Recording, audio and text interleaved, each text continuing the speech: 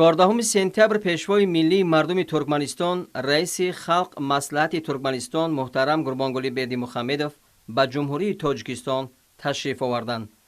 در نزد قصر ملت مهمان عالی مقام را رئیس مجلس ملی مجلس عالی جمهوری تاجیکستان رئیس شهر دوشنبه محترم رستم امامعلی استقبال گرفتند. پرزیدنت جمهوری تاجیکستان محترم امامعلی رحمان پیشوای ملی مردم ترکمنستان رئیس خلق مصلحت ترکمنستان محترم قربانقلی بردیمخمدov را صمیمانه پذیرایی کرده به تاجیکستان خیر مقدم گفتند. در قصر ملت در حاشیه واخوری پنجمی مشورتی سران دولت‌های آسیای مرکزی مراسم سپاریدن مکافات عالی سران دولت‌های آسیای مرکزی برگزار گردید. مراسم تنتنوی سپاریدن مکافات عالی با اشتراک سران دولت‌های آسیای مرکزی و پرزیدنت جمهوری آذربایجان صورت گرفت.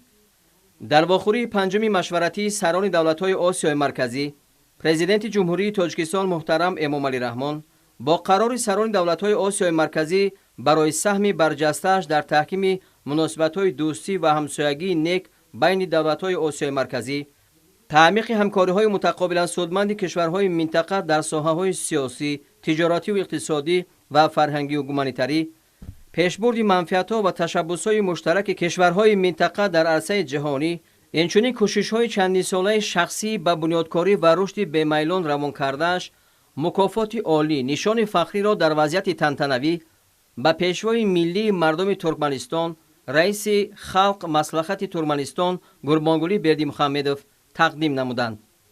پیشوای ملی مردم ترکمنستان رئیس خلق مصلحت ترکمنستان قربانقلی بردیمخمدov با پرزیدنت جمهوری تاجیکستان محترم امامعلی رحمان برای مهمان نوازی صمیمی و به سران دولت‌های آسیای مرکزی برای قدرشناسی اظهار سپاس نمودند.